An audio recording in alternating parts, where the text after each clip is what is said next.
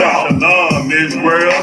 With Israelite School of Universal and Practical Knowledge, started out of 1 West 125th Street, Harlem, New York, under the commanding General YAHANNA. Look, we got a safe haven for blacks, Hispanics, and Native Americans, and it's not in the Christian church, it's not in the Muslim mosque, it's not in the country community, but it is in the UPK. YAHANNA, tell them what changed their life. Word on the street, they tried to get me. If they could, they could split me. I respect the game. Keep me to the street. I move around, so it's hard to hit me in them highways, in them byways. Doing the Lord's work, it ain't my ways.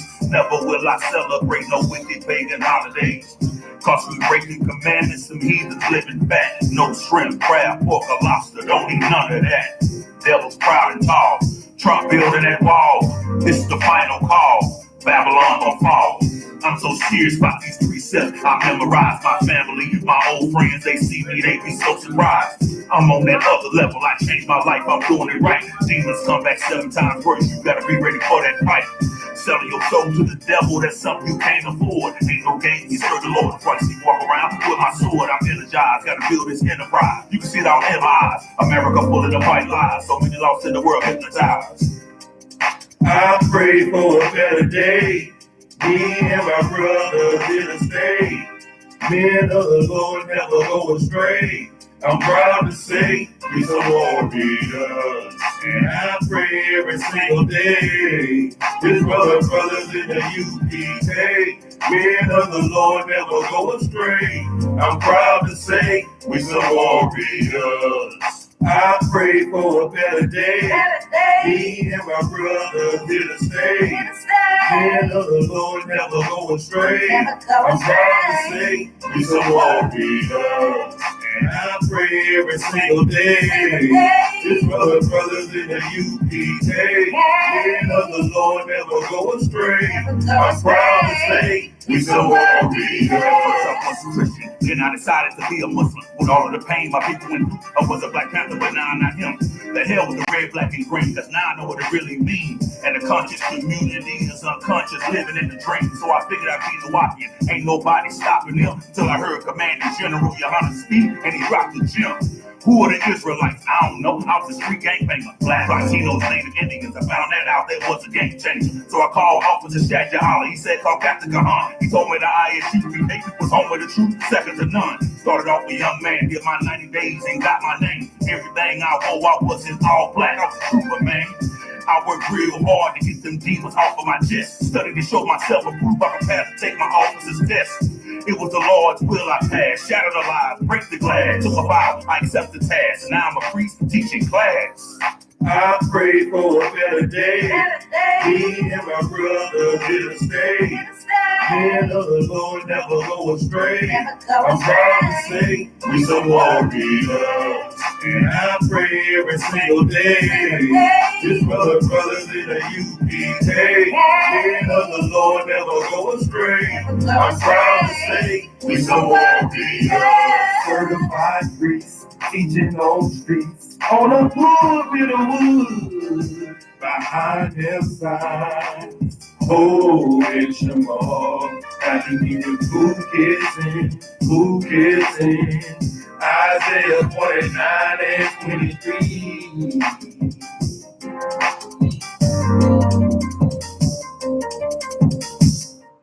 Shalom, Israel. This is the Israelite School of Universal and Practical Knowledge.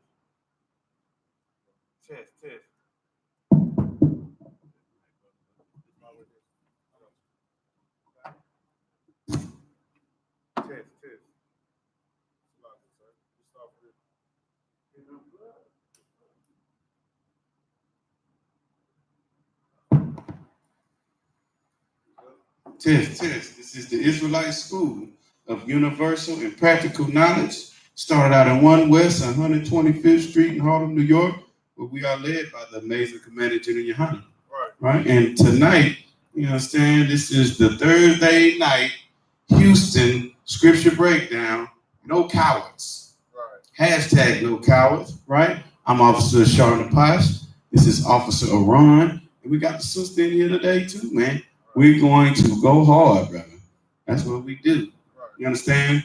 So today, man, we want to go over something that's very heavy and can be very confusing for our people to understand. So because our people have been wrapped in Christianity and we forgot the traditions of our ancestors and our forefathers, and we forgot our history, and we stopped asking the questions of who are we? How do we get here? Why are we here? What was the language of our ancestors before they got off slave ships? Before we were conquered? You understand? What God did our ancestors worship? So, you know what I'm saying? We need to start asking those type of questions to our Christian pastors, man. You understand? So, with that understanding and that knowledge, we can understand that there is a difference. There's a word that is heavy. It's called affliction, man. You understand what I'm saying? And what we don't understand is that sometimes we can be afflicted because we're being wicked, and other times we can be afflicted because the Lord is just trying to refine us and reprove us and make us perfect, man. You understand what I'm saying? So the men in the Israelite School of Universal and Practical Knowledge, what we go through is being afflicted to be perfected, man. You understand? To want and lack for nothing, man. Give me the book of James, chapter 1. We're going to do that.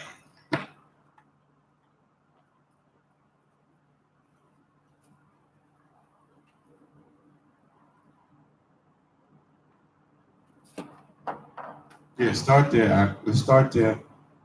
Gain some understanding tonight, man. Book of James, chapter 1. We'll start at verse 4. Oh, hold on. We can start at right, you already know. This is the book of James, chapter 1, verse 2.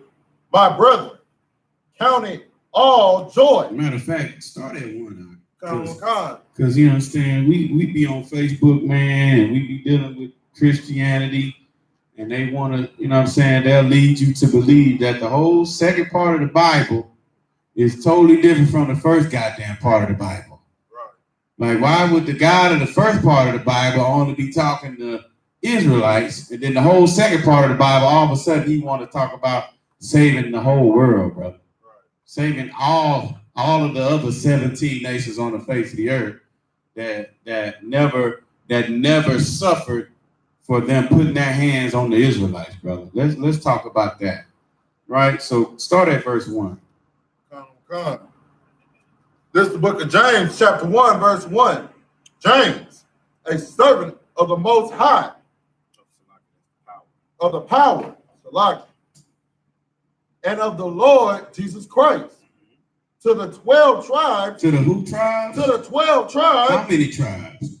12 tribes. Keep going, man. Which are scattered abroad, greeting. Good night, brother.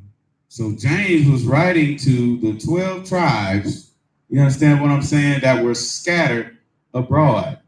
The only way you can go abroad, brother, is if, say, like we're here in America, right?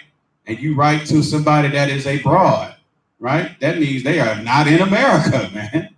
They are not the same place that you are, but they are still part of those 12 tribes. That's all what James was saying, right? That's all who Paul was writing to in his letters to the Philippians. You understand? In Philippi, he wrote to letters to the Galatians, right? To the people, the Israelites that are in Corinth, scattered abroad. You understand? Not to the actual Corinthians that were there. No. You understand? Keep going. Verse 2. My brethren, count it all joy when ye fall into diverse temptations. So did he say my brethren, right? You damn sure definitely know he ain't talking about nobody outside being a goddamn Israelite. Right. You understand? James was the brother of Christ. You understand? That saw his brother, was like, yeah, this nigga's the truth. Let me follow him. You understand? So he saw, and he was writing to his brothers that were scattered abroad, because we had been scattered abroad because of the God of the Bible having to afflict us. Right. Because we are some hard-headed people, man. That's right. You understand? So what was happening throughout the whole Bible, especially since after we became a nation in the first 5 books of the Bible, right? We began to sin against the God of the Bible, and he would then send a nation after us to come get us and land of those people. Say like the Assyrians, right? Some of us stayed in Assyria. So in what is present day Assyria, you might have some Israelites there. You understand? In Canaan, in the land of what's now called Africa, you might have some Israelite brothers and sisters there, right? Now let's even talk about Vietnam and World War II or anywhere niggas went to go fight for this country. If they slept with the women there, you have Israelite brothers and sisters that are there. You understand what I'm saying? But as the policy of the school what the school teaches is that let's worry about the brothers and sisters that are in ghettos and barrios and on reservations here in North and Central and South America first, and in the West Indies, right? Let's worry about them first. Let's get us right on this side, in the Western Hemisphere where most of us are. You understand? And then we'll allow the Lord to do the rest. You understand? Keep going now. Verse 3. Knowing this, that the trying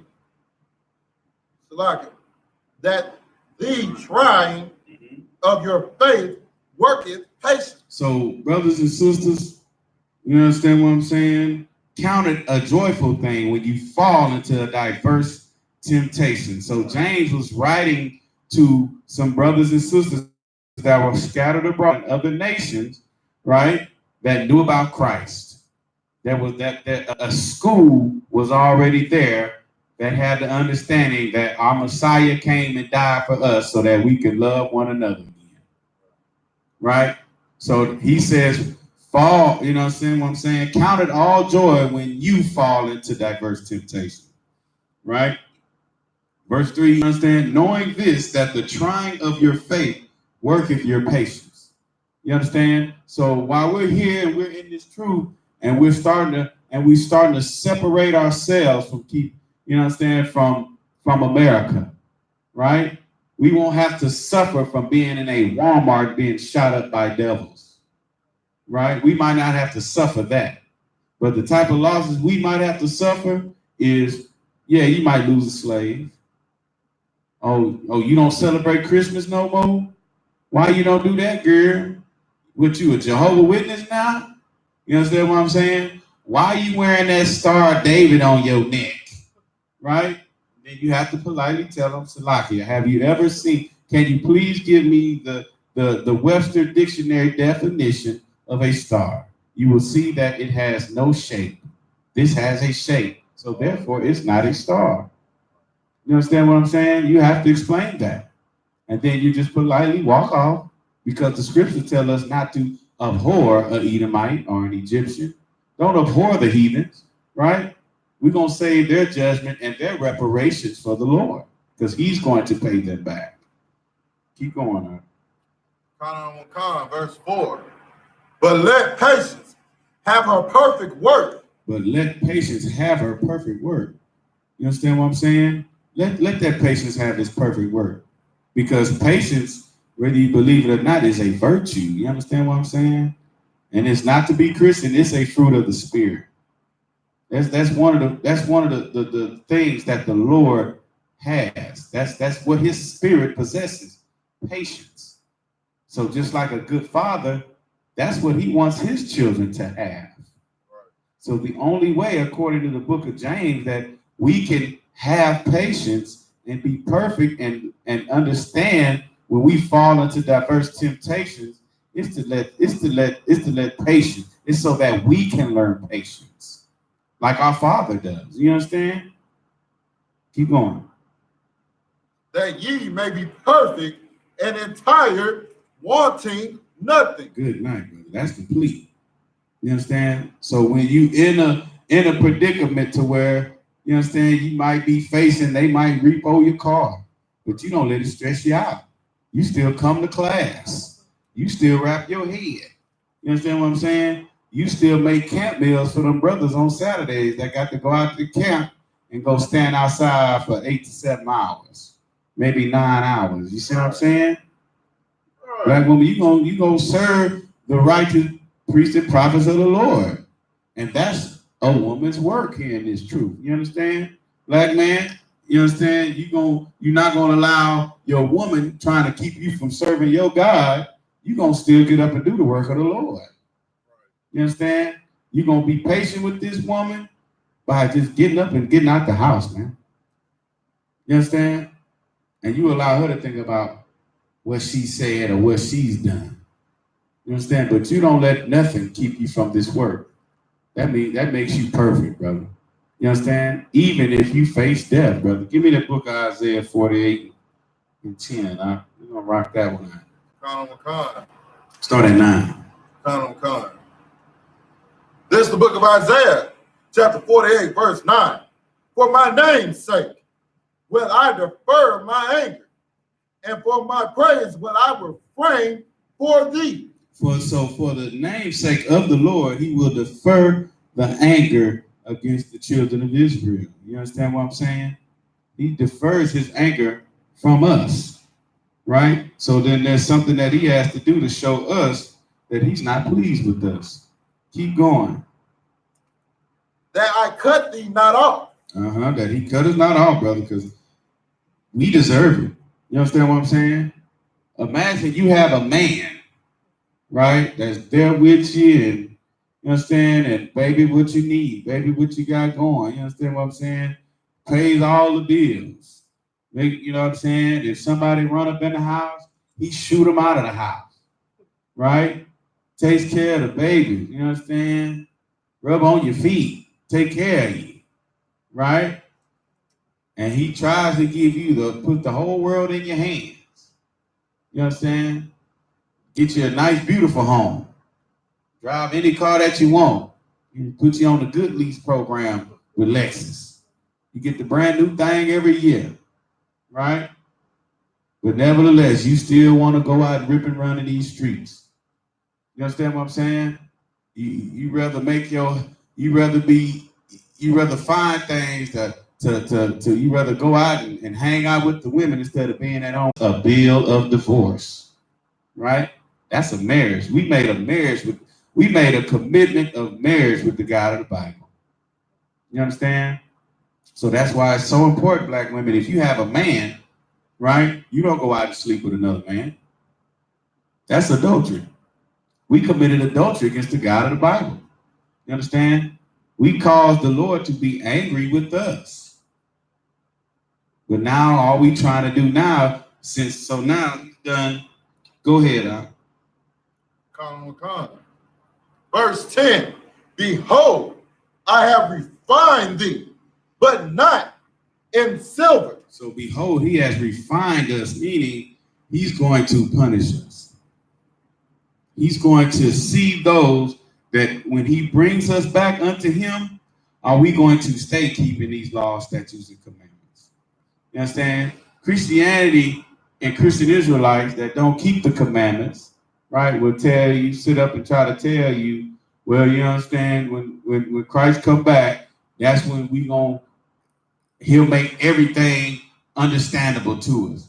We'll learn Hebrew. We'll start keeping the commandments to the fullest when Christ comes back.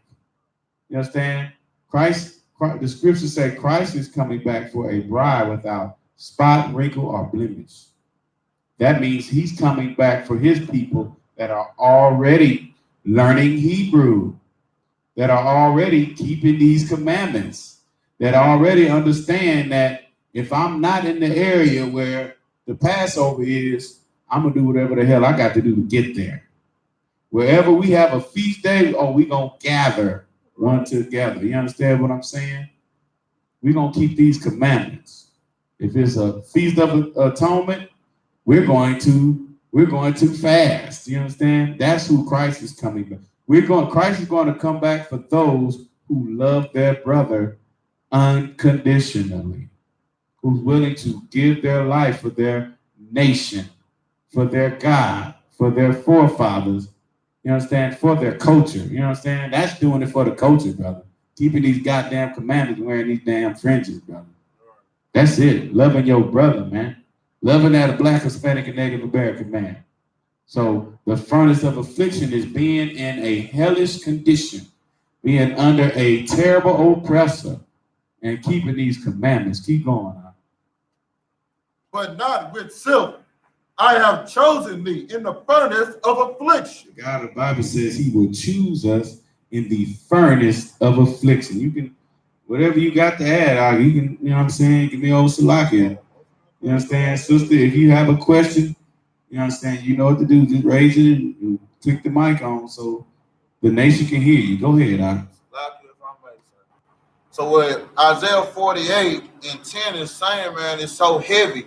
Because as my other one brought out, man, the Most High God, he's not looking at you when everything's all good, because everybody, when everything's good, you know, everybody happy. Oh, thank God for this, thank God for that. Right. But when stuff starts getting hard, then what you gonna do? That's right. Most people, if you Black, Hispanic, or Native Indian, our first thing to run to, if you from the streets, your first thing to run to is back to the streets. Right. So instead of asking the Most High God to be like, you know what, Most High God, man, I know you got me. You've always had me. Have me like you always had. That's right. We like, man, you know what? I gotta go get it at all costs. I gotta make something shake. Right. But he letting you know, he ain't gonna refine you with silver. Right. You want that silver, that gold, that green dollar. He ain't gonna refine you in that. That's right. He knows you, because if you call for him when you're going through the furnace of affliction, he knows that you real about him. He don't know that you real about him if the only thing you say thank you for is during the good times. So for everybody that's out here, especially these Christians, man, y'all just show the Most High every day that y'all really are not part of the truth. That's right. Because every time something good, oh, y'all want to praise the Lord and all that, but when things get rough, then y'all go revert back to your old ways. You want to have a hot girl summer, you want to go steal, rob, kill, and do whatever you got to make a couple dollars. Salakia, nowadays, you ain't got to worry about them going back to it. They already doing it and going to church. Right. You know what I'm saying? They go in that church on Sunday morning and worship that sun god, that white Jesus, brother. And they clap their hands, slap that tambourine, brother, and go ripping and running through that church, brother. And they be good to go. They be recharged to sin a whole another 6 days. Brother. You understand me? That's a great point, huh? That's what that's for, brother. To refine you, to make you in being contrite. Your spirit is contrite and your heart is broken. You understand? That's when the Lord wants us to look up and call upon him. You understand? That's when we call upon the Lord. And what's bad is we are the only people that have to get put in that predicament. Right? Black, Hispanic, and Native American people, we were a glorious race of people, Israelites. You understand? During King Solomon's time, you understand, you had people coming from afar to get King Solomon's wisdom. And not only did they ask for his wisdom, but you understand, they brought their treasures with them. You understand? That's the gloriousness that we had. That's the gloriousness that we still are, right? But the only thing is we rather let man play football or play basketball. You understand? That's the problem. That is the problem. We focus all our talents on, you know what I'm saying, being entertainment for these devils, right? Making them laugh, singing a song for them, doing all this and going through all the rigmarole. You understand? We not being the people, the glorious people, man. You understand? We choosing not to take on. You understand? Like Officer Ron said, right? Soon as something heavy comes upon us, we go to look and try to think about the best way to make some money, right? And we resort to the street life. Now, our wisdom is supposed to be keeping these commandments, Right? If you go to the book of Doom, Shalom, what's going down, brother? You all right? Yes, sir. Good to see you, brother. Yeah, I'm right. You understand? You need a Bible? Or you got it on your phone? Most High Christ. All right. Well, you can turn to Jeremiah chapter 15 and 11. And that's where you figure it out at.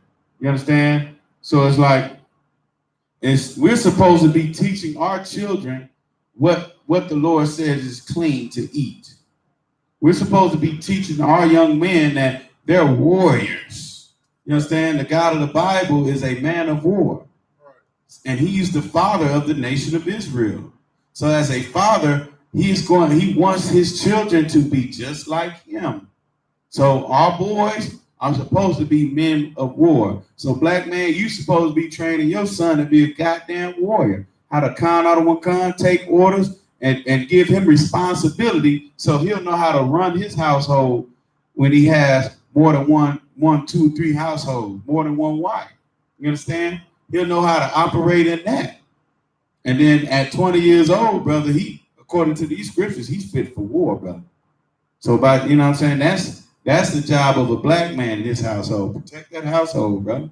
Do what you need to do. You understand? That's the whole point of this. This is what we're supposed to be we're supposed to be teaching our daughter. They need to cover their behinds, man. You understand? The best thing to do, baby, is just keep your mouth shut. You understand? Let the man be the man. You understand? Because if he's a righteous man here in this Israelite School of Universal and Practical Knowledge, his heart is set on making sure his household keeps these commandments. Right. You understand? The woman ain't gonna have to worry about a man in this truth stepping out and going to strip clubs and sleeping with all manner of women. And you understand what I'm saying? She don't have to worry about that. Right. She know if she call that brother, if something going on, he'll be there, like the Jacksons, brother, or greater. You understand? Greater, ready to handle whatever, right? And keeping these laws, statutes, and commandments, and also these feast days, man. So important, right? That's what we're supposed to be teaching our children. Our daughters that they're princesses of Zion. Our sons that they're princes of the nation of Israel. You understand? And I mean, what's so important about that is we're supposed to be telling our children that we're not equal to anyone. Right. You understand what I'm saying? So we're going through this furnace of affliction of being here in America due to our not keeping these laws, statutes, and commandments for our forefathers have done. You understand what I'm saying? So we're going through that so the God of the Bible can find us, you know what I'm saying, and refine us. So when Christ returns, we'll be fit to rule the earth. We'll have keeping these commandments down pat, because these commandments is how we'll judge and we'll rule the earth. You understand? If another nation like the Moabites, the Chinese, right, they like to eat dogs and children, and they like to eat all manner of nasty things, right? So when Christ returns, he's ruling over everything, and he's going to have us ruling under him, right? If we hear about the Chinese trying to celebrate the year of the dog or the year of the monkey, you understand what I'm saying? We're going to go to that land where they at, brother, and we're going to kill them all. You understand? Because we will not eat the abominable things here in this kingdom, in the kingdom of Christ. You understand? Won't be no celebrating no birthdays here in the kingdom of when Christ returns, brother, in New Jerusalem, Doc. You understand? We're going to do all we need to do to keep the streets of gold singing and worshiping the Lord, brother. And by us doing that is we're going to stick together as a nation of people, man. You understand? We're going to show brotherhood one to another. If we have a problem with the brother, we're going to take it to that brother. You understand? We're going to talk to that sister. You understand? We're going to take care of that Hispanic man and that Native American woman. That's what we're going to do, brother. And that's what's going to keep us in favor with the Lord, brother. Give me that Jeremiah. This is the book of Jeremiah, chapter 15, verse 11. The Lord said, verily, it shall be well with thy reign. Mm-hmm. Verily, I will cause the enemy to entreat thee well in the time of evil. Right. And in the time of affliction. The God of the Bible, brother, throughout this whole Bible, he's always, when we sinned as a nation of people, he's always sent another nation after us to get us out of our land, take us into their land, and be captive. That's the way he punished us. Right. You understand? That's the only way niggas learn is by being punished, brother. That's the way we learn. Because I got 5 children, brother. That's the only way they learn. Daddy got to get up and grab that belt and just, you know what I'm saying, walk around hollering like a rat, like a madman, brother. That's the only thing they understand. Now, you can get to a point where you calm them down and lecture them, right? And, you know, that's what we do here in the I.S.U.P.K. We train ours up to be able to do that. Right. Right? But while they young, brother, you got to break them. Right. You understand? And y'all know, y'all got babies, you understand? We all niggas, we all go through the same stuff, Shalaki. Right. You understand? Yeah, so that's what that is, brother. The God of the Bible uses affliction to refine and to bring us to the point to where, you know what, we need to serve our God again. Right. You understand? We need to serve the God of the Bible. That's how we get the hell out of hell. Right. That's how we're going to get the hell out of America. Not by running up and down in the Christian church, paying the Christian pastor, making him rich, right? And he don't help the people. He don't show the Lord that he loves the people, right? That's not how we get out of this kingdom. We get out of this kingdom, you understand, going to that Hispanic brother and saying, hey, I know what you're going through, brother. You understand? They did that to our family back during the time of what they call slavery in America, right? They did that to us, took our children away from our parents, sold them to a far away off, and you know what I'm saying, detained us, right? We went through the same thing, being hung, right? The Mexicans went through it too. When during the gold rush, right, in America, when the white man expanded west, right, it was Mexico, right, from Tejas all the way, southwest southern states, all the way to California. It belonged to Mexico, right? So when the so-called white man started pushing west, right, they got beat up in the Alamo, right? They still want you to remember that goddamn Alamo. We say, damn that Alamo, Right. You understand? And they started pushing west. They heard there was gold in California. They started hanging them Hispanic brothers and sisters on, you understand, to get them out of that land, brother. Just like they ran our Native American brothers off the land. You understand? Sent them on the Trail of Tears to Indian land, Indian territory in Oklahoma, right? And there you got these old nasty rednecks, brother. They believe that they Native American. They'll tell you that. We be out there on the street, we ask them, hey, what's the nationality of your father? And they just sit up here just redneck red, right? Just devil all in their face. It just look like a good oppressor. You understand? And they say, well, my father was Native American. Right. Get out of here, brother. No, you're a liar. Right? Yeah, man. So drop that and give me verse 20. Drop down, go to Jeremiah 30 and 15, Shalaki. This is the book of Jeremiah, chapter 30, verse 15.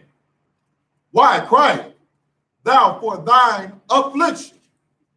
Thy sorrow is incurable for the multitude of thine iniquity.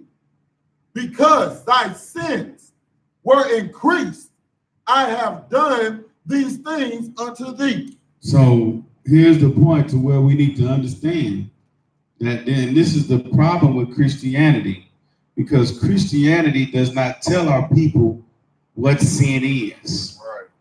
You understand? So you ask a Christian today, hey, what is sin? Anything that the Lord don't like. That's not what sin is, brother. Sin is transgression of the law. You understand what I'm saying? So only in the I.S.U.P.K are Black, Hispanic, and Native American people taught how not to sin. You understand? That's what Moses had to teach us when we were delivered out of Egypt. He had to give us the commandments of the God of the Bible again so we would not sin. Go ahead, Al.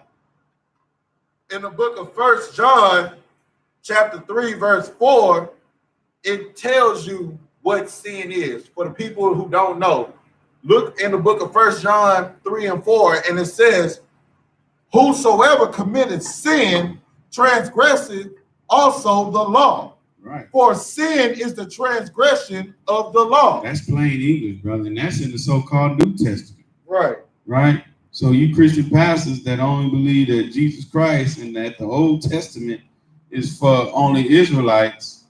One, who are the Israelites? You got to ask that. Who are the Israelites? Where they at? Did they just goddamn disappear? Right. The Lord said he loves them.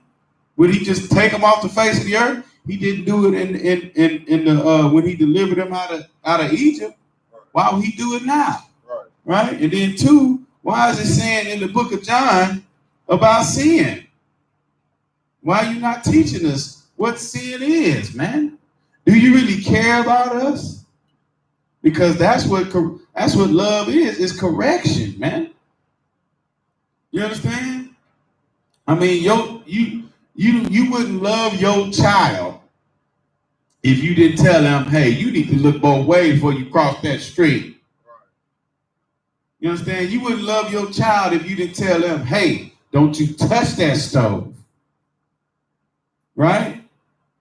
Those commandments are going against those commandments would be touching that goddamn stove. Going against those commandments would be crossing the street without looking both ways, brother, on the freeway. You understand? So your Christian pastor ain't teaching you the commandments, so he's sending you across goddamn 59 at 5 o'clock, brother. 59 and 610 at 5 o'clock. You understand what I'm saying? He is leading you to put your damn hand on that hot ass stove, brother. So you can burn yourself time and time again. Go ahead, Doc. See, what the brother said is heavy, man. The Christian pastor do not care about y'all. Because if he cared about you and he loved you as he say that he loves his neighbors, he would tell you that the law, statutes, and commandments are not done away with and that you need to follow the law, statutes, and commandments. But see, the Christian pastor don't know because he sits here and goes to a seminary school and he sit here being taught by the white man who's the biggest oppressor on this earth. And now he's teaching his fellow sheep. He's trying to teach the flock, but really and truthfully, he's just a wolf in sheep's clothing. He's doing the work of the white man. Right. That's why he's not going to tell you that pork, crab, shrimp, lobster, and crawfish is an abomination to the Most High God. That's why he's not going to tell you that sin is transgression of the law, because he does not care. As long as you fill his pockets up with money, as long as you come to his church and stay out of the real school, who is the Israelite School of Universal Practical Knowledge, he happy. He happy as long as you come every Sunday and fill up his church with full of money, dancing, laughing, singing and crying, all that. He is happy. Right. Most High Christ, that's damn right. You understand? And the greatest point to keep Black, Hispanic, and Native Americans ignorant to pleasing their God is that the other nations can come over here to America, set up their businesses in our neighborhoods, make over $10,000 a week. You understand what I'm saying? And rule over us, brother. That's what they do. You understand what I'm saying? Niggas, the only business niggas own in their own neighborhoods is a Christian church. You understand? And a goddamn barbershop that sell weed out of it, brother. That's it. That's all we own, brother. If not, we're going to be on a slave for over 30, 35 years trying to get a pension. We have children, pray they don't go to jail where we got to put up the house. And it's just so much, brother. This whole system is set up for niggas to stay in bondage here, brother. For niggas to stay slaves around this place, brother. You understand? You got to keep your nose clean too, brother, because if you go to jail at a grown man age, brother, you out of there, brother. You lose your job, your house, everything, brother. You gone. It's gone. You understand what I'm saying? Having integrity, having the knowledge of who you are and holding on to that, brother, you're the most dangerous man on the face of the earth. So they're going to find a black man that says, nah, I don't celebrate Christmas. Nah, I don't celebrate birthdays, man. I appreciate it, but no thank you. Right? I don't eat pork. I'm not gonna be there at the Christmas office party. I'm not gonna be there. I'm not gonna partake in the Thanksgiving potluck. You understand? I don't do that. Salakia. You understand? Are you a Muslim? Right? And don't say no, you're not a Muslim. Oh my God, what are you? You one of those black Israelites? No, I'm not. I'm an Israelite. That's what I am. To call Israelites black is a goddamn oxymoron. You see what I'm saying? Because the Israelites are black, brother. Period, point blank. You understand what I'm saying? So we just waiting out this time to see how much they're going to destroy our Hispanic brothers and sisters any more than they are already destroying them, right? Because they made Central and South America a goddamn hellhole back in the 80s when they started, Colombia started moving drugs and all that stuff. They made it a goddamn hellhole, right? You got your cartels and your gangs down there, the M13s and all them, running the people out of the towns, brother. So then they come back to a land where once it belonged to their ancestors, right? Texas was goddamn Mexico. You understand? So after the so-called white man destroys Central and South America, then they try to come back to America. Maybe, you know what I'm saying? I know they got gangs and all that stuff under control. Let me just go there. I work for $5 a day, $2 a day, because that's more than pesos, bro. You understand what I'm saying? There's a bunch of us just come to get this, cross this border, you understand? And we'll figure something out. Even if we got to dig a goddamn hole and we'll stay in it. But as long as we can get out here and pick this fruit for 50 cents a goddamn day, more than they get paid to take care of the children over there in Africa on them goddamn infomercials at 2 o'clock in the morning. You understand? The white man is the oppressor that the Bible speaks of. That's right. You understand?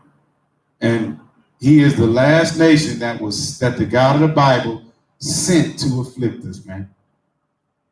For us to wake up and realize that, damn, give me 2 Thessalonians, all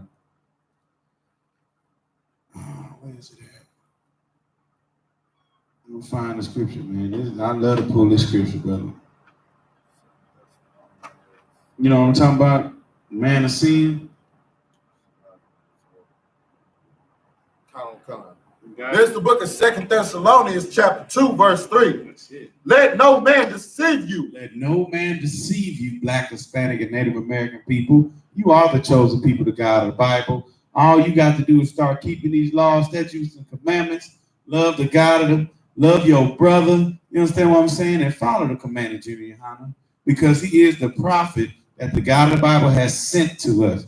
That he receives the orders from Christ, and they go down the chain to help the nation of Israel become a nation again. Same thing Moses did. Same thing the prophet Isaiah, Ezekiel, Elijah, you understand, Daniel, right? They heard from the Lord and they told the nation what to do. The God of the Bible has done nothing different. Christianity will lead you to believe that every pastor, every evangelist, and all these wicked Negroes and oppressors that get up there and can sing a little bit and make you laugh, you understand, heard something from the Lord. They are liars. The God of the Bible did not send them. Let those men deceive you not. Keep going. Let no man deceive you by any means. By any means, brother. Malcolm X, I'm guaranteed that's where you got it from. By any means. You understand? Any means necessary. Don't let them people deceive you. Don't let Martin Luther King deceive you. Don't let Jesse Jackson deceive you. Because these people, they say one thing one day to help Black people, then they get paid and they'll turn around and say, oh, it's okay to do it. You understand? They was against abortion, you understand, in the 90s, brother. Right? Then the abortion, they came to them. Planned Parenthood came to them, got them on the bandwagon. Now in the early 2000s, late 90s, early 2000s, see, women should have the choice to have an abortion. That's the woman's choice, right? Then they started speaking that rhetoric because they don't give a damn about us, man. Right. You understand what I'm saying? Don't be deceived by any means, black people. Keep going. Come. For that day shall not come. For what day shall not come? For that day shall not come. That day where the God of the Bible, as he always does, deliver us out the furnace of affliction. Deliver us from the hands of our oppressors. Really saves our people from being under another nation of people. Just the same way as he did it in Egypt, brought us out, afflicted Egypt with plagues, is the same thing he'll do here in America, in Babylon the Great, brother. The book of Revelation talk all about it. You understand? Hey, if you got a question, brother, you can just raise your hand at any time, all right? No sweat. You understand? So that's what the God of the Bible, that day, that's that day, brother. Black, Hispanic, and Native American people seeing our King crack open the sky, brother, with 200 million angels, brother. That's that day, brother. That's the day we waiting on. Keep going. Come. Except there come a falling away first. Except there comes a falling away from all the lies that we've been told, brother. Jesus is white. God is white. You got to love everybody. Jesus said, love your enemies. So you mean to tell me we got to love the people that oppress our people to this day? We got to love the people, the nation of people that come over here and watch us get shot down and gunned down in these streets and don't protest and don't say nothing? While you got a whole United Nations, right, that speak up for the crimes that happen to their people. But God damn it, who's speaking up for the nation of Israel? We got to fall away from that. Keep going. What you got? Go ahead. What you got? Lock, if I may, sir. The oppressor has oppressed us so much that I've seen a family full of Edomites who are the white people. Mm-hmm. They had adopted, I guess, this black girl. Right. And had her hand in hand playing with their son, who is a white boy. Right. But the white boy, he hopped on the toy machine and he's driving, and she's just sitting on the side cheering him on. And it oppressed me in my rib. That is their job. That's what they like to do. And this scripture right here is to let you know that the man of sin is the oppressor. That's right. Y'all have to get out of this Christian mindset of I gotta love everybody and start loving your people. Because while you're sitting here loving drugs more than you love your own people, you leaving your children to be taken by CPS and given to the white man. Hey, hold on. Just keep reading. Now. Hold on to that thought. What you got? Keep reading. Come, sir. Mm-hmm. Coming up, except they're coming up all the way first. Mm-hmm. And that the man of sin be revealed. The spirit of sin. The man of sin be revealed. The man under the earth with horns and a pitchfork. And that the man of sin be revealed. There is a man of sin that is in the earth. Right? That when you look at the history of this man and his nation of people throughout the history of the earth, and all they ever done was rape, rob, murder, and conquer and enslave. Right. And the worst thing, still the identity of the nations of people that he conquered. Right? Like today, you got white people saying that they're from North Africa, Tanzania, and all that stuff. Right? Good night, brother. You got a group of white people that's calling themselves the Jews. That is in the desert right now, right? Does anybody by a show of hands know the leading cause of death in Jerusalem? The leading cause of death in Jerusalem is skin cancer. I don't know too many niggas that have died from skin cancer. You understand what I'm saying? That's the God, that's them. That's the curse that Cain was given. You understand what I'm saying? The God of the Bible told him the son would be a curse unto him. Why is the son a curse unto him? Because it will burn his behind up. Right? That's in the Bible, brother. These are the same people.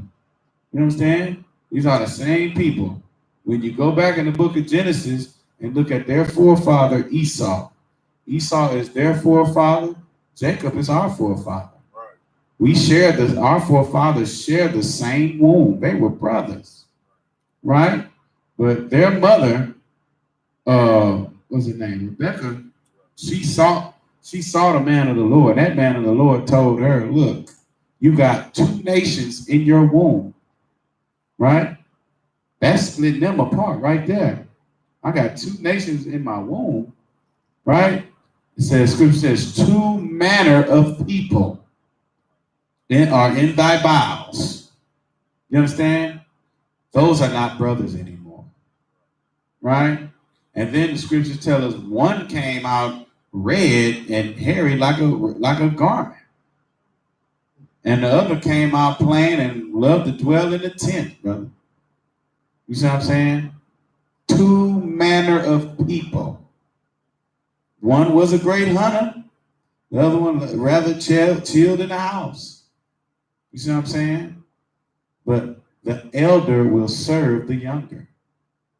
Guess whose forefather came out first? The so-called white man, Esau's. He came out first. And ours came out last. It said the elder will serve the younger. That has never been fulfilled yet.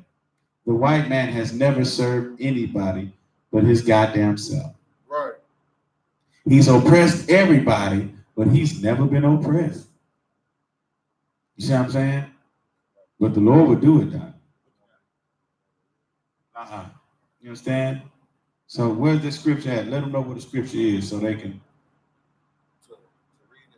Right. It's in the book of Genesis, 23rd chapter, 25th chapter. 25th chapter. This is the book of Genesis, chapter 25, verse 23, if you want to read that. That's right. You understand? That's what the Bible says. Well, since now you got Christianity that was beaten into our people, right? And got our people believing that now everybody can be saved, right? We thinking we got to be friends with the goddamn people that were created to serve us. We gotta spare them south. We gotta be equal to those who have raped, robbed, and murdered from us, stolen our goddamn identity, and is causing all manner of goddamn havoc in this earth. You see what I'm saying? The God of the Bible hates them. Right. But he loves us, brother. Right. And he punishes our hard head behind. Right. Straight up and down. He puts us in that furnace of affliction. Look at the book of Lamentations, chapter 1. Book of Lamentations, chapter 1, verse 7. This book of Lamentations, chapter 1, verse 7. Jerusalem, remember in the day of her affliction. Jerusalem, remember in her days of her affliction, right? So when it's talking, the Bible's written in metaphors. It's written in metaphors. It's written in parables. You understand what I'm saying? And it's also written in slang. Allegory and slang. So the people that were in Jerusalem were Israelites. Right. You see what I'm saying? And the God of the Bible said in her day, we remembered our days, her days, right? Because the God of the Bible we were his bride. He married us. He is the husbandman. And we're going to bring some more about that husbandman out too. You understand what I'm saying? But we remembered our affliction. Keep going.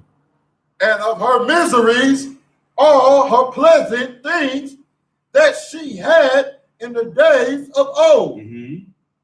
when her people fell into the hands of the enemy. The only reason why we would fall into the hands of the enemy, once again, is because we didn't keep the laws, statutes, and commandments of the God of the Bible. Right.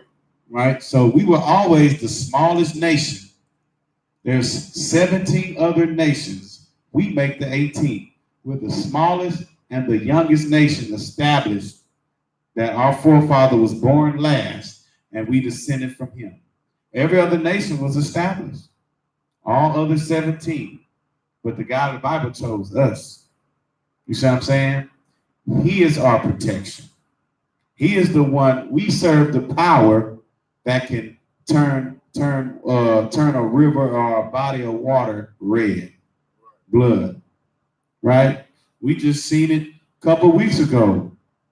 Nevada got shut down. Las Vegas got shut down because the Lord sent a plague of locusts, brother. Look it up.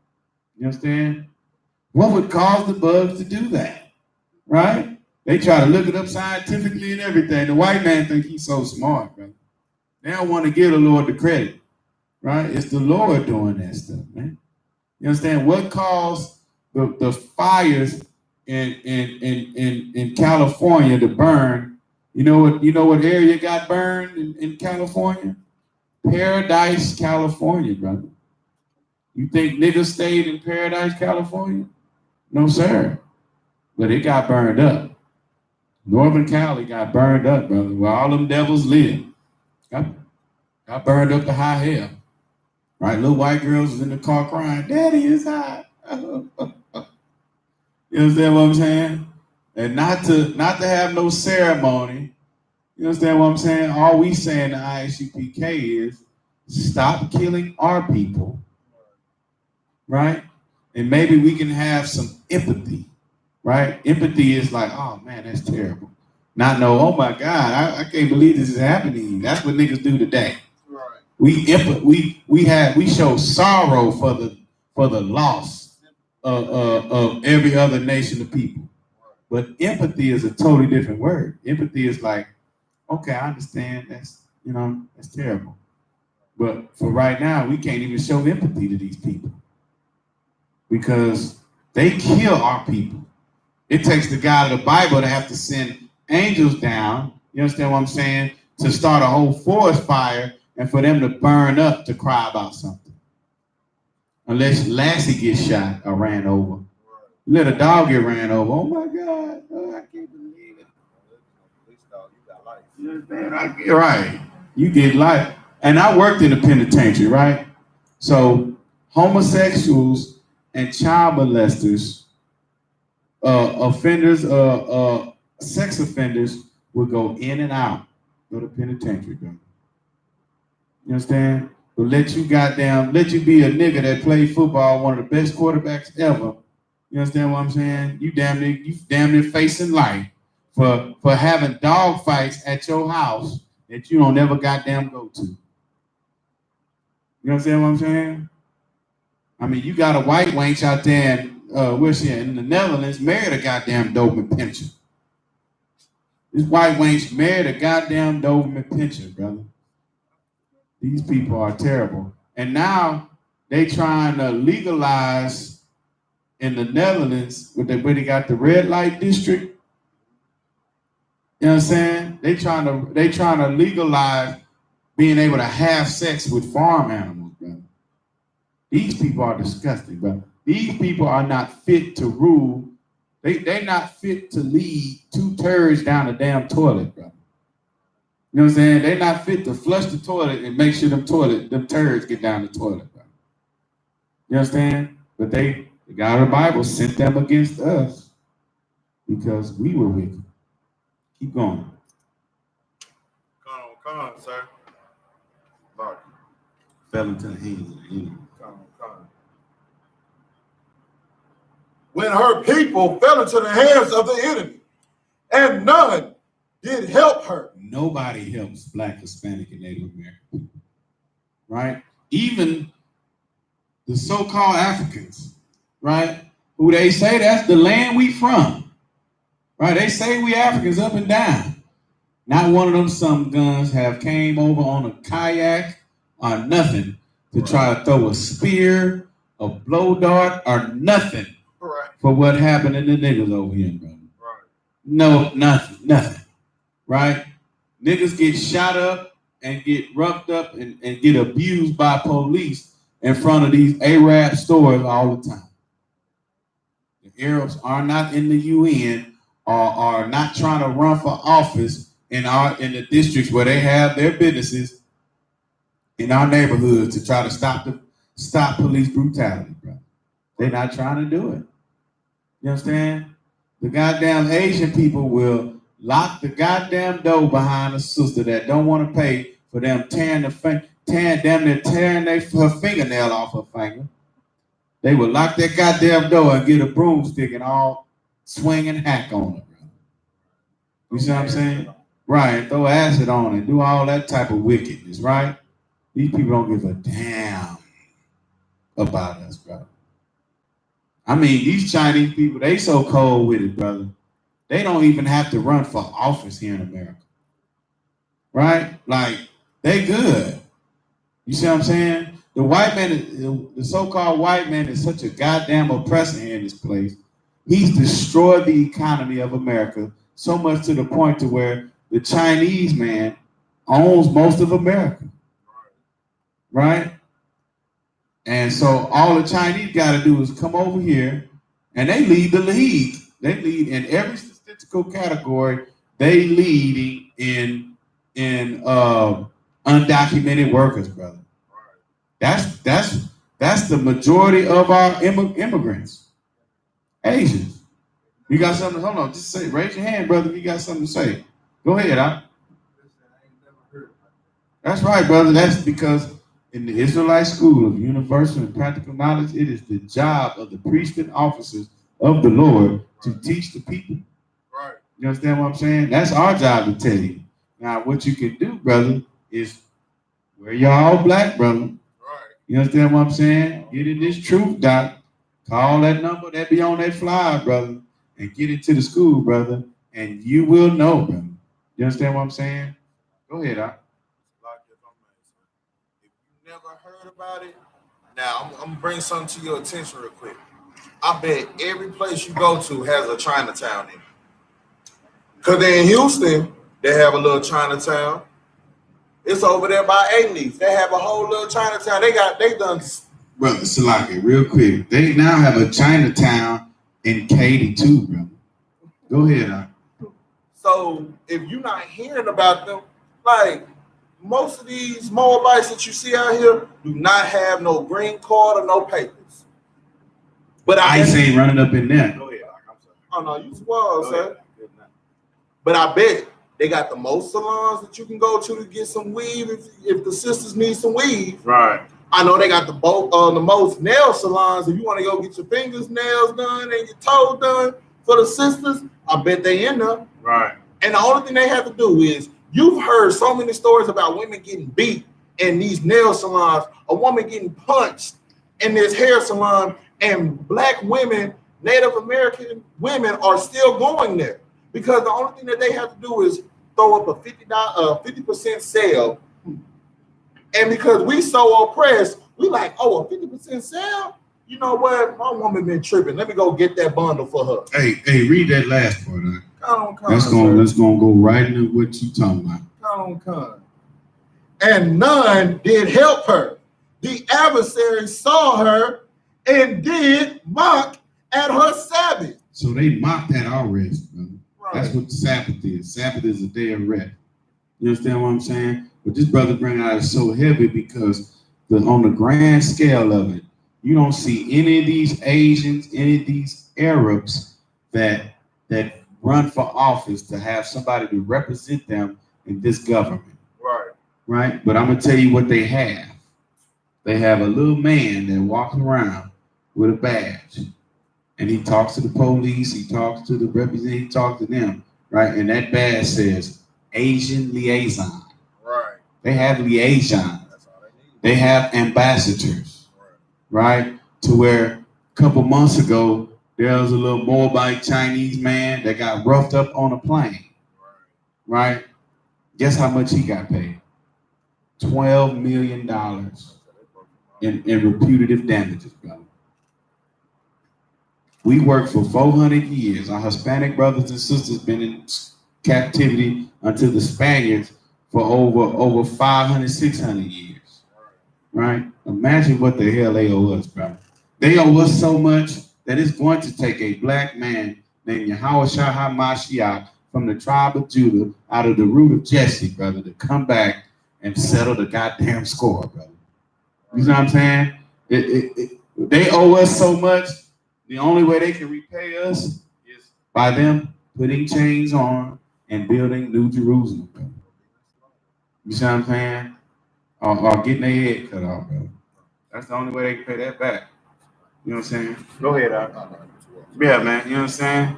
That's the only way they can pay it back, brother. They owe the Lord's people, brother. You see what I'm saying? Many nations have came. Many nations have left the earth. And guess who built their goddamn empires, brother? Raise your hand if you were black. God damn it, you did. We did, goddamn. You know what I'm saying? We built them treasure cities, brother. We built them goddamn East Indians, them Elamites. We built them the goddamn Taj Mahal, brother. We built that goddamn Taj Mahal. You see what I'm saying? Built that goddamn Taj Mahal. That it's the goddamn 8th wonder of the world. Hey, make sure that door locked, huh? It's locked? My car door. Okay, no sweat. The water. Hey, Shalom, Lord Christ, my nigga was yeah. You understand me? We built that, brother. We built all the 8 wonders. We built every 8 wonder, right? The pyramids, all them goddamn wonders in the earth. Niggas put their hands on it, brother. Niggas, Hispanics, and goddamn Native Americans, bro. You see what I'm saying? Goddamn this place, bro. Right. Goddamn not keeping these commandments, brother, but that affliction, brother, is much needed. Drop that and give me 1 Peter, bro. This is the book of 1 Peter, chapter 3, verse 14. But, and if ye suffer for righteousness' sake, happy are ye. Right, but if ye suffer for righteousness' sake, brother, you understand me? That righteousness' sake, brother, is for Christ. You see what I'm saying? We're here in the I.S.U.P.K, brother. We tell black men, brother, that it's a righteous thing to go out to camp and risk your life for your people, brother. Right. That's a righteous thing. Right. You see what I'm saying? It's a righteous thing for a black man and for a black woman here to rustle in the car, in the house, where you get your black behind up, man, and be willing to lay your life down for your household, brother. Right. That's a righteous thing, brother. That's what we are willing. It's a righteous thing if your brother has to go away and slave, but keeps his wife and his children and his household stays there, that you go and check up on them that your brother's rib in his household. Right. You see what I'm saying? And be willing to kill and be killed for your brother's household just as much as you be willing to kill and be killed for yours, brother. Right. That's a righteous thing, man. You see what I'm saying? That's what our King did, brother. Christ did that. You see what I'm saying? We have the only king that ever walked the earth that was willing to die for his nation, to show his nation how much our God loves him, loves us. You see what I'm saying? He came to walk the earth to show us how to lay out the examples on how to serve our God, even unto death, brother. So if you suffer for righteousness, brother, happy shall ye be, brother. Be a glorious thing to go out to camp, brother, and have to and have somebody cross that line, brother, and you got to fall on somebody, brother. You see what I'm saying? That'll be a righteous thing, brother. Be a righteous thing to, you know what I'm saying? You go up in a job, brother. You get hired with a beard on your face. And they say, well, we're going to need you to cut your beard. I'm not going to be able to cut my beard. And you lose your job. Happy shall ye be, bro. You see what I'm saying? Keeping up for righteousness, bro. Keep going. Come. And be not afraid of their terror, neither there be trouble. Brother, we're not going to worry about what they can do to us, brother. You understand what I'm saying? We're not going to worry about it. Because it's the God of the Bible that is our source. It's the God of the Bible that is what we need, brother. He's our refuge. You see what I'm saying? All we have to do is start trusting and keeping his commandments. It's not an ambiguous thing. Like Christian pastor will tell you, you've been paying tithes all month, right? Every Sunday you pay something. You see what I'm saying? Then you lose your job for being a good Christian or something stupid happened to you, right? White man is the oppressor. Right. You see what I'm saying?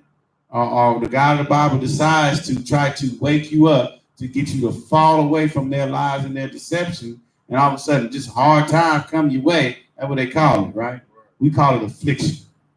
You see what I'm saying? You get hit with some affliction, brother, and you go to that Christian pastor and be like, hey, I need a little help this month with my bills. You understand? To get back right. I'm looking for a job. I've been trying this, been trying that. You know what I'm saying? You sit in an old mega church where you got big head Negroes that run businesses and stuff that could give a nigga a job, but that wealthy pastor with that jet, you understand what I'm saying? And look at you and then use your tithe money for jet fuel. Look at you and yeah, I'm sorry. This all we can do is offer $200 a month. I'm like, good night, brother. You see what I'm saying? What you got out? I got a precept. What you bring it out, sir? Get that mic out. Just the sister ain't got no question tonight. Good night, brother.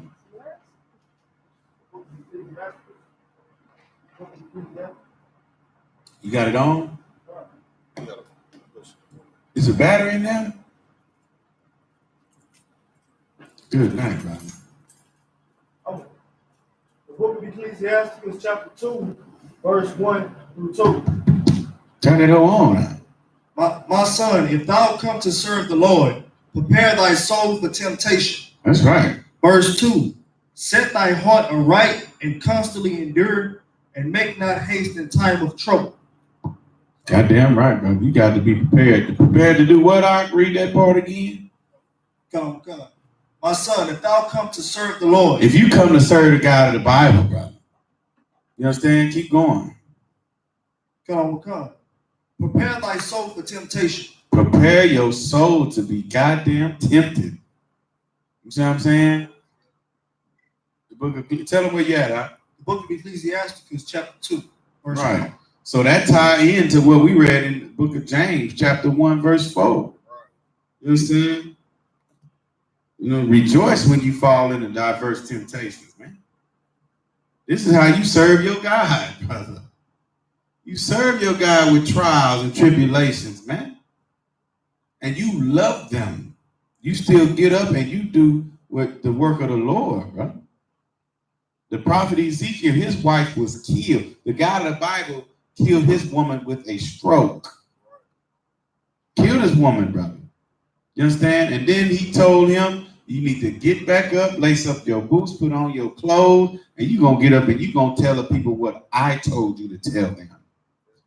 And you're not going to weep. You're not going to mess your face up. You're not going to, you know how niggas try to do that.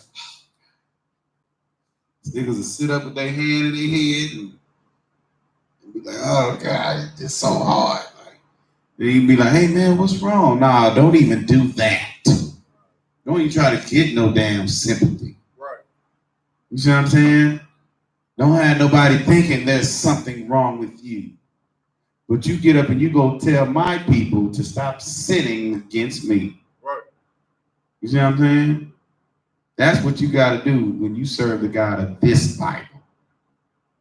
That's what the so-called white man don't do. You understand? Because they're not the ones fit to be able to do it. You know what I'm saying? Something go wrong in their life, brother, they killing themselves. You know what I'm saying? They lead the league in suicides and stuff, brother.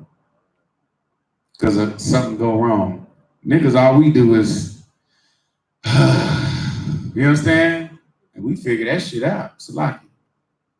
We figure it out. Right. But we used to hard times in hell. Where you at, Oh, you done read 14, 3 and 14? Go ahead. Go to 1 Peter chapter 5, verse 10. This is the book of 1 Peter chapter 5, verse 10. But the God of all grace, who has called us unto the eternal glory by Christ Jesus, after that ye have suffered a while, SHALAM, make you perfect, established, strengthened, and settled. Good night, brother. After you suffer, brother. You see what I'm saying? After you go through a trial or two, you understand? After you know what it's like to be abased and abound. You understand? After you know how to still be brotherly, even in your poverty. Because we are really poor as a people because we own nothing.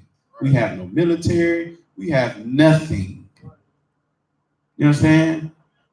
The only thing we do, we make, what was it, $1.4 trillion a year? And that money only stays in our hands for 6 hours. We are in debt. We owe everything. That's a biblical curse of our people. You understand? That we will go to our enemy and want in need of everything. That's because we're the Israelites. That's because we were cursed. That's because we get punished when we do not keep the commandments that we made a covenant with the one true living God of the Bible with. You see what I'm saying? And it's a beautiful thing to be afflicted and be punished by the Lord, man. You see what I'm saying? Because the scriptures tell us that he only chastises his sons. I'm paraphrasing. Only a bastard despises correction. That's why the white man is such an oppressor with this Christianity, right? The white man has done so much. All these other nations have done so many wicked things against us in this earth. But they still think they can become a Christian, serve white Jesus, and be saved when he returns. See what I'm saying? They despise correction. Right? That's where the thing white guilt comes from. Because they know what their ancestors done to our people. But instead of saying, you know what, I feel bad for that. I'm so sorry. I want to apologize. And then we say, well, let me show you how to apologize according to the scriptures. And that's how we get the boo kisses. Boo kisses, because that's the Lord of the Bible showing us that he is with us. Saying, because I know y'all poverty. I see the tribulation that y'all going through. Just hold on a little while, right? Don't get these boo kisses. I'm going to show you that I'm with you. You understand? You ain't going to never have to worry about your daily bread not being sufficient. You're going to make sure you eat. You're going to make sure you got clothes on your back and shelter over your head. That's the promise of the Lord for us. Especially while we're in the furnace of affliction, brother. You know what I'm saying? That's what makes these old big-head millionaire Negroes horrible. That's what makes what Colin Kaepernick did so honorable for a man that's not in the I.S.U.P.K. This dude, in front of millions of people, took a goddamn knee for niggas getting abused by the police. You understand? That's about as honorable as them brothers back in the 60s when they got on that podium, when they won them medals, held up their fists. You see what I'm saying? Them brothers are poor to this day. You understand? Jim Muhammad brings this out all the time. That in California, you could go, they worked at a gas station. A car wash. Where you can go and get your car washed for an extra $5. You can go take a picture with them brothers. You see what I'm saying? America beats down black men that stand up for the oppression that's happening to their people. You see what I'm saying? But when you're in the Israelite school of universal and practical knowledge, You were ordained to teach, and you're instructed to go out on missions to go amongst the highways and byways and teach Black, Hispanic, and Native American this truth. And you're commanded and ordained, and you make a covenant, you make an oath to teach these commandments, and you're going to keep these commandments. And when you do that, you can get in the refuge of the God of the Bible. So what the people that are not in here have to suffer through and go through, you won't have to go through that in this truth. And if you do, if somebody put a hand on any little one in this I.S.U.P.K, brother, all officers showing the price, and I know these niggas here in Houston, brother, all we need is a order. Right. You understand what I'm saying? We train, we do what we need to do, brother. Right. All we need is a order. And we will defend this truth, man. Right. You see what I'm saying? That's how it go down here, brother. We are men of war, wholeheartedly. But we're so respectful, we're polite. You understand what I'm saying? Right. We're mannerable, because that's our customs. That's right. You see what I'm saying? We say words like Salakia, brother. I didn't mean to cut you off. You know what I'm saying? We do that. We say Salakia means excuse me. You see what I'm saying? That's our culture. It's not from the so-called white man. Right. You know what I'm saying? He stole that. He stole etiquette from us. He stole honor from us. All because we did not keep these commandments, brother. And the God of the Bible had to put us in the furnace of affliction. So here we're going to rejoice. What you got? Go ahead, What you just said is so heavy. And I got a precept if I make that. Read it out. This is the book of Hosea, chapter 4, verse 6. My people are destroyed for a lack of knowledge. Because thou hast rejected knowledge, I will also reject thee, that thou shalt be no priest to me, seeing thou hast forgotten the law of thy God. And I will also forget thy children. Good night, brother. That's the God of the Bible. Look, so you're going to perish because you lack the knowledge of keeping these commandments. I'm going to punish you, and I'm going to use the whipping stick of these other nations. These other nations are my whipping stick, right? But I'm going to show mercy upon you by allowing you to make it while you suffer. You see what I'm saying? And also, I'm going to forget about your children. Because Hosea said that because he knew what the Lord told Moses.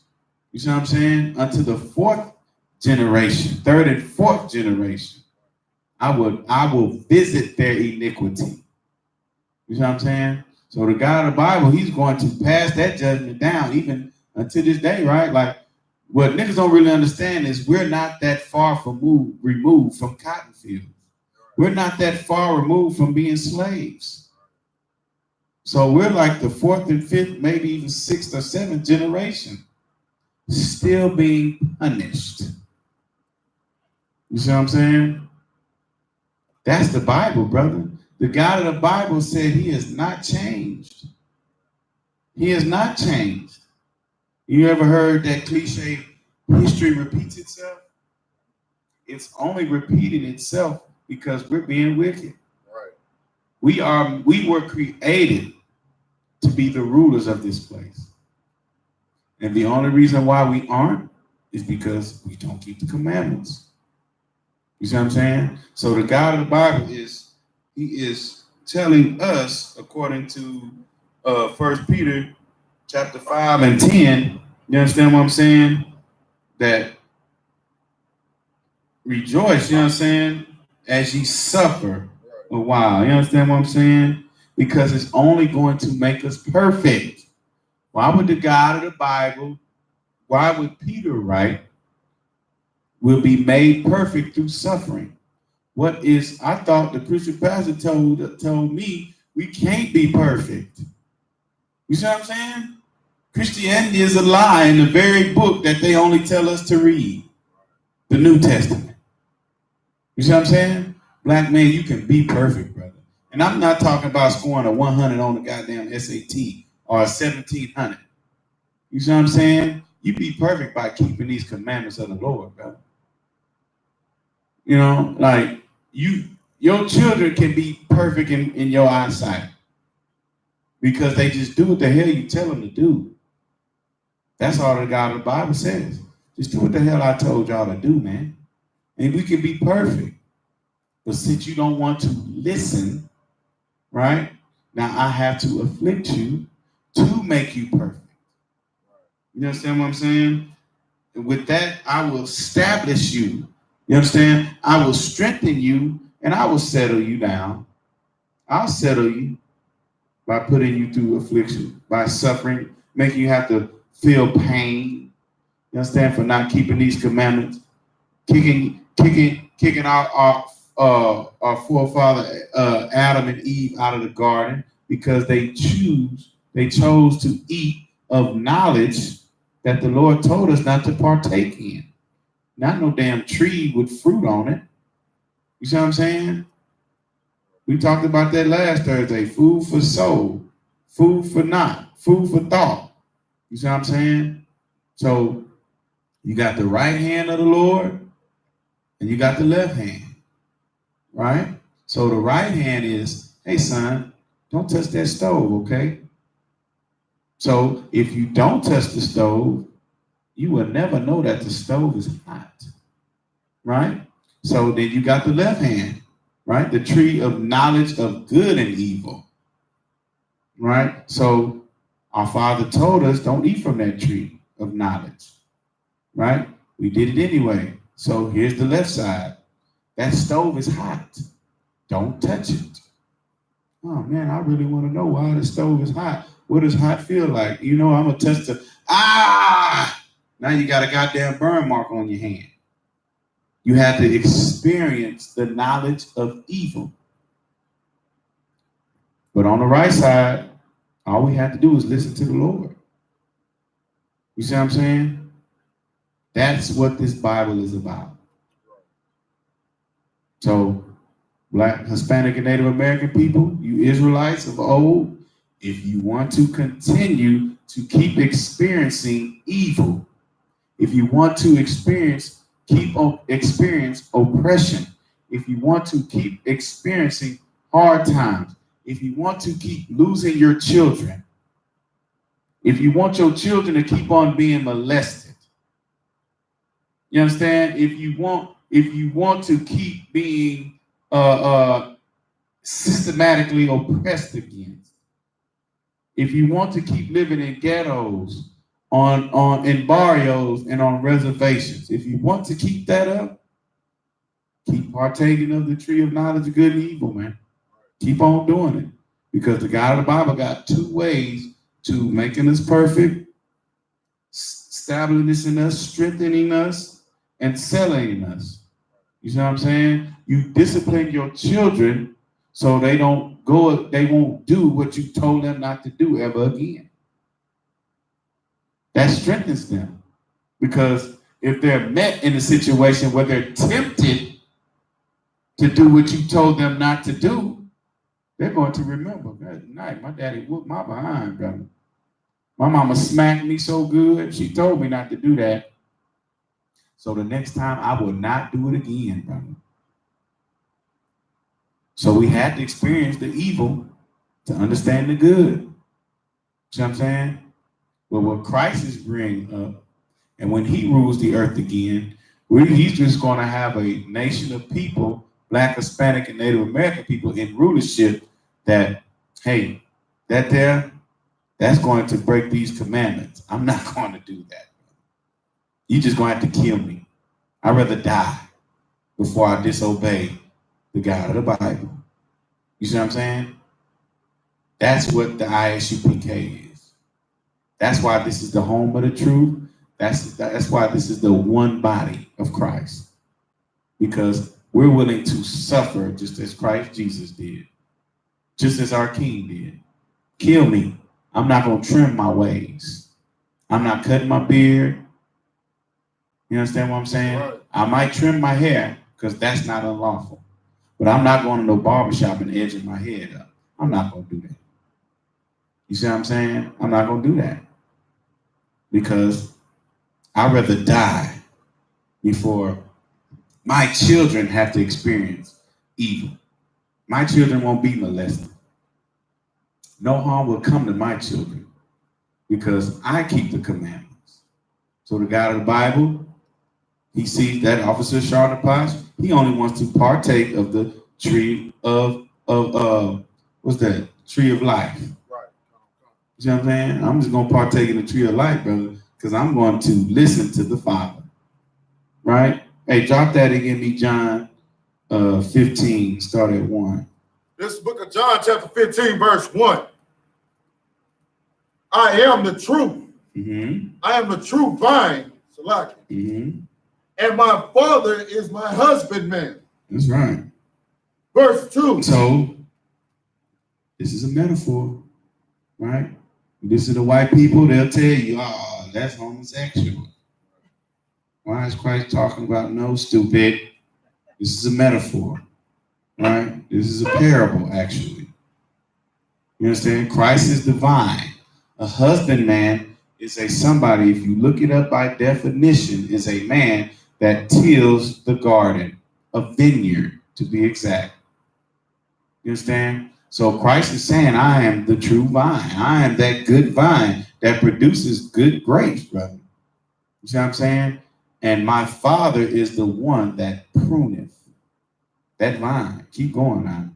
Verse 2. Every branch in me that beareth not fruit, he taketh away. So Christ is that one good vine, brother, that runs into the earth, that runs deep, that bears good fruit. So we're the branches, the nation of Israel is the branches that branches from that good vine. Right? But the script, Christ said, look, if you're not bearing good fruit, if you're not keeping these laws, statutes, and commandments, you're going to bear bad fruit. You're going to be evil. You're going to be just like oppressors. You're going to rape, you're going to rob, you're going to murder, you're going to steal. You're going, because if you break one, you goddamn break them all. You see what I'm saying? It should be in your spirit to keep all these commandments. You see what I'm saying? Christ didn't break one. You can be perfect and not break one either. Right. You see what I'm saying? Christ was just as much as man, just as us niggas walking around here today, brother. He was not God. He was a power, just like you can be a power. Go ahead, Aunt.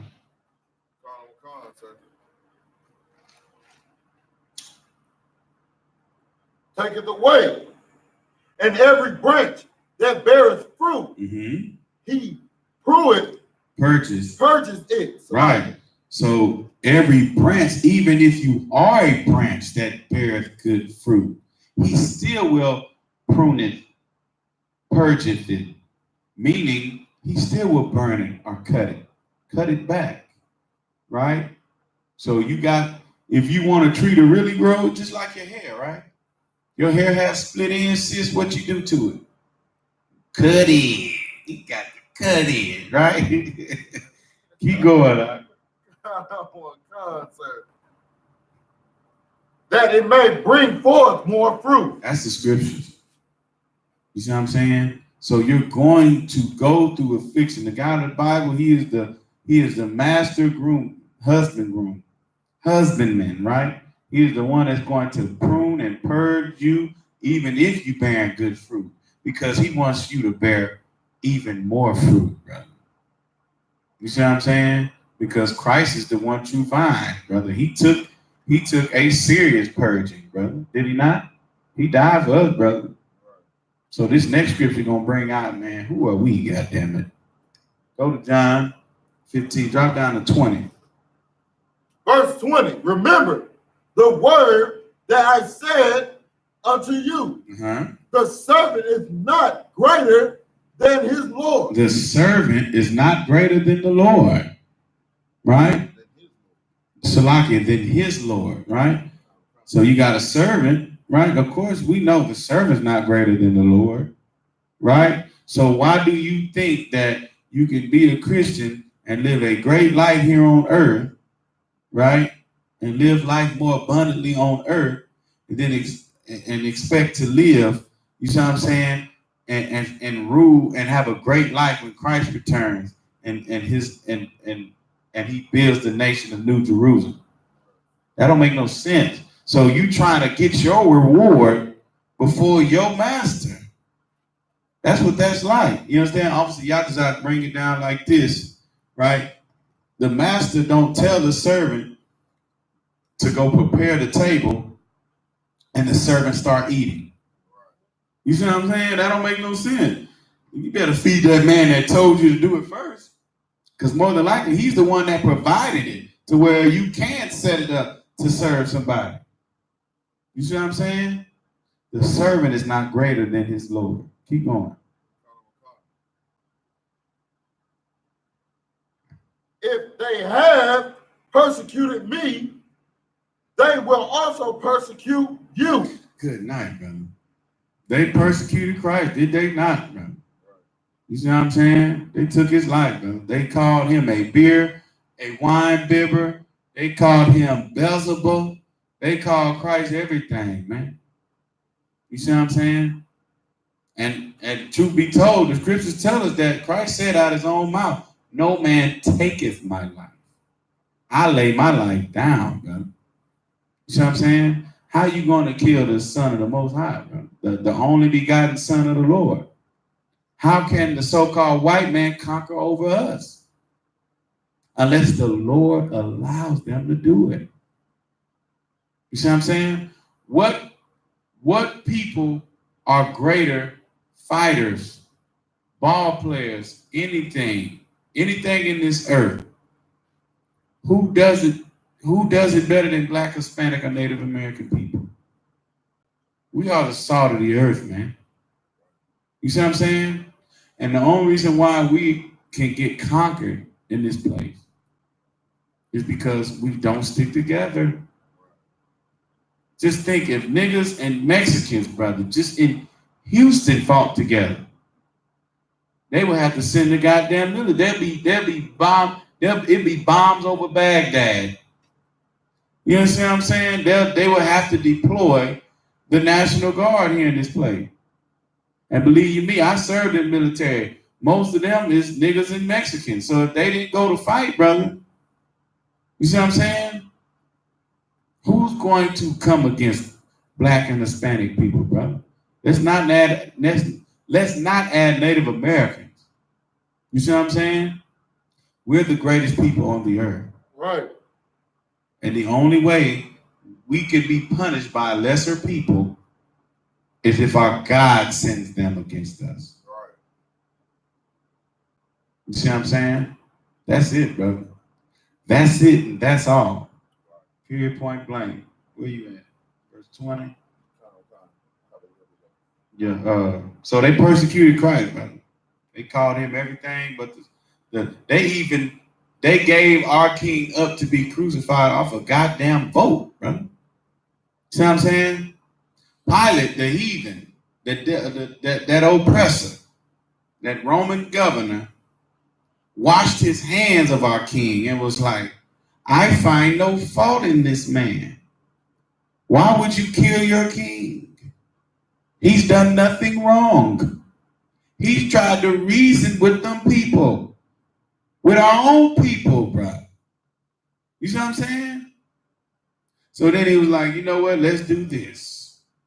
Bring that thief Barabbas up who was set to be killed. Bring him up now. Right? And he asked them again, who is it that you want killed? Who do you want me to crucify this day? Right?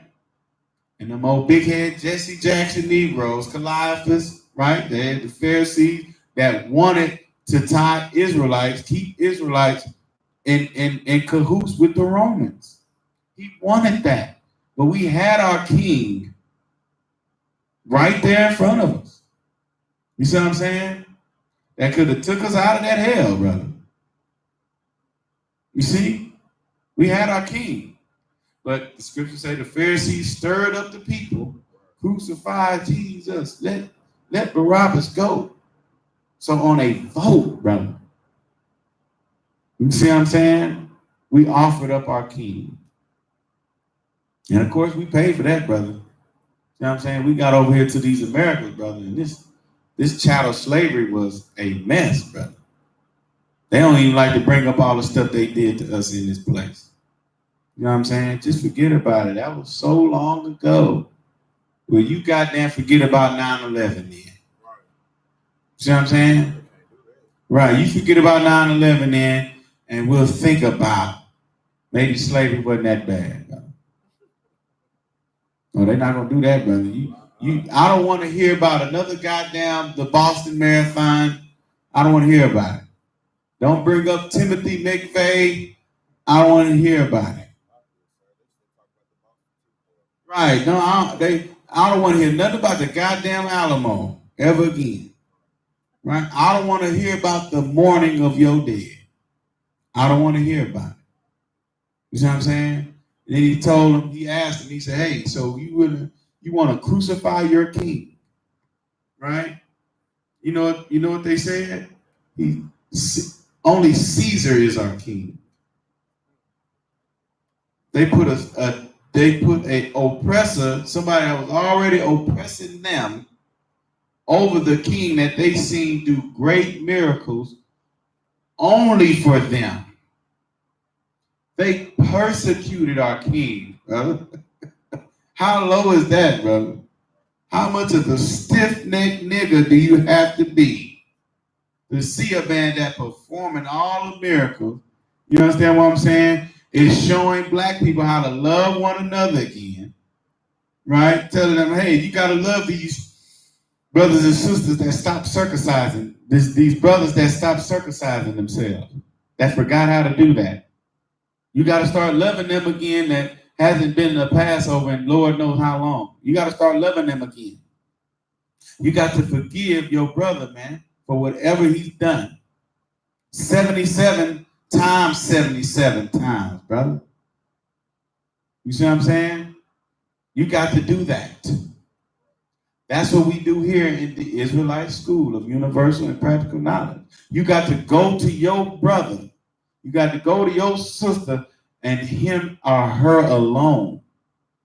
Don't discuss any matter at all until you go and talk to that brother or sister. Make sure they hear you first. Then if they hear you, you have gained that brother or sister.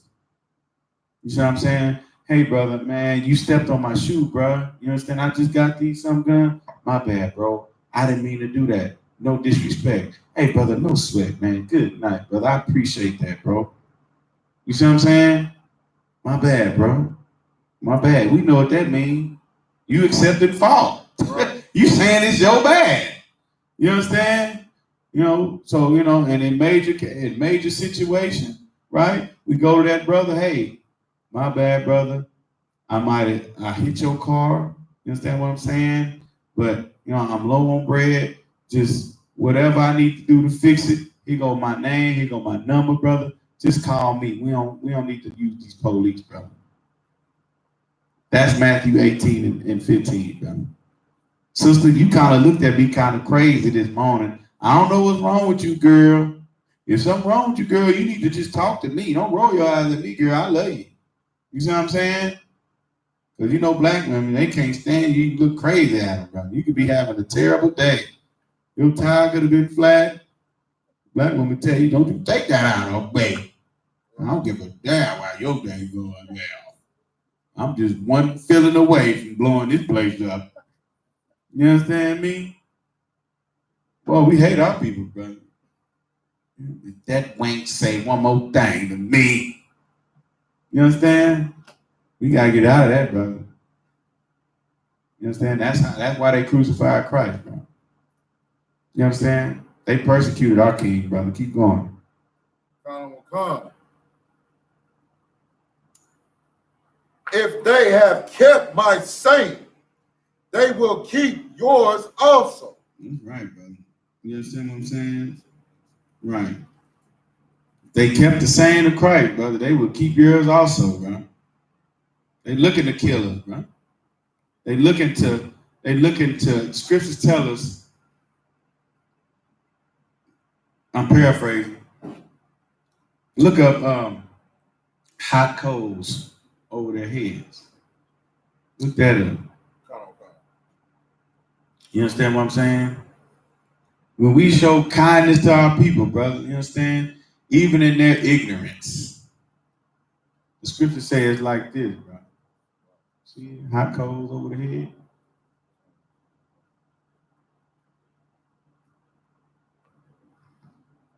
This Bible is so wonderful, black people.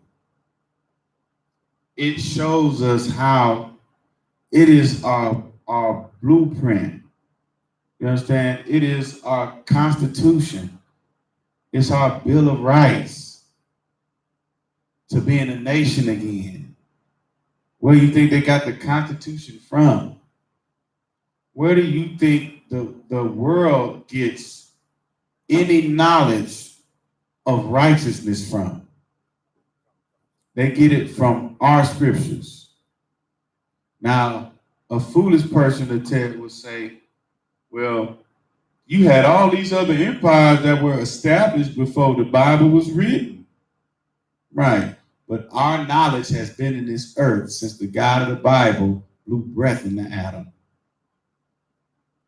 The knowledge of righteousness was in this earth on the seventh day. When he drew Adam from the low place in the dirt, in the dust. We went over that last week, huh, sis? You still good on that? Most high Christ, man. You understand? He didn't create Adam. He didn't, okay, let me get some dust and put this man together. No, that's not what that means, brother. That is a whole metaphor, brother. What that simply means was, out of all those other nations of men that were created on the sixth day, man, all of mankind was created on the sixth day, right? And they were in a low state because the God of the Bible didn't deal with them. The God of the Bible just told Christ and then told the angels to, let's create mankind that can be able to receive instruction, because that's what the likeness of man, according to the Most High. That's what the angels can do. That's what Christ can do. Receive an order and be able to do it. Everything else that was created, animals, cattle, right? The things in the seas, the fowl of the air, and the plants, they do everything off instinct. So the Lord wanted mankind to be able to receive instructions and do it. So the only thing, right? The only man that he chose to give those instructions to truly act out in the likeness of the Lord, of the powers, right, was Adam. So he drew him out of that low state. Yeah, read that out. Man, come on, read out. You got it, priest. There's the book of Proverbs, chapter 25, verse 21. If thy enemy be hungry, give him bread to eat. So if your brother who you've been having problems with is hungry, right? You at the slave, and that brother, man, he look like he having a rough day. Hey, bro. Hey, regardless of what we done said, I'm not finna let another nigga go hungry around me, bro. Right. You know what I'm saying? And you ain't got to worry about me telling nobody about it, bro. How about that? Go ahead, go ahead. See, most people think right here when the Bible says, if your enemy is hungry, if thy enemy be hungry, give him bread to eat. They like, well, y'all just been talking about the enemy is the oppressor, who is the white man. No, what it's talking about in here is what my other one just said. He's talking about your brother. Right. So let me go ahead and give y'all some context. Dealing with the oppressor, who is the white man, who are you raised to believe is your enemy? Good night. It's your fellow black man, God, fellow Hispanic man, right, fellow Native Indian man. Right. That is who you are raised up to think that is your enemy. That's a good point. Because when we in the hood, it's always blacks versus Mexican. Right. When I was in school, we used to have blacks versus Mexican fights. Yeah, right. I did too. That's where we were raised up to know is our enemy. Right. So when the Bible is talking about it right here, it's talking about the person who the oppressor taught you was your enemy, who is really and truthfully your brother. Matter of fact, right now, let's put that into practice now. Right. You got a Hispanic brothers and sisters that are speaking over that boy. Right. You see them out and about, you get them some goddamn food, brother. Right. You see that brother in calamity on that corner, instead of giving them some money, get that brother some food, man. You understand? And if he asks you for some money for some goddamn beer, being oppressed in this place, say, brother, I would drink a 40 with you, my nigga. Right. Straight up and down, brother. I hate this place too, my nigga. You understand what I'm saying? Keep going, huh? And if he be thirsty, give him water to drink. Right. Verse 22. For thou shalt heap coals of fire upon his head. Keep going. And the Lord shall reward thee. Verse 23. The north wind driveth away rain. No, it's like that was it on that. Come. You see what I'm saying? It's like hot coals over their head, brother. You know what I'm saying? It's like, God, dog, good night, brother. I've been mad at this brother. I've been treating this dude wrong and crazy. You understand what I'm saying?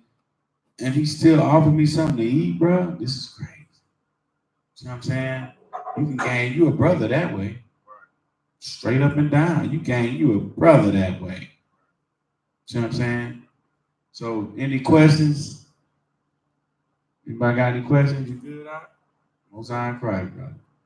With that, man, this is the Israelite School of Universal and Practical Knowledge. Hey, I come turn off the computer. Right? The School of Universal and Practical Knowledge start at 1 West 125th Street in Harlem, New York, where we are led by the amazing Commander General YAHANNA. If you are not in the Israelite School of Universal and Practical Knowledge, you are not in the truth, because we do not affiliate with any other organization. Right. You understand what I'm saying? This is the one body, the one spirit of Christ, brother. And we're going to defend that even in the furnace of affliction. Right. With that, shalom.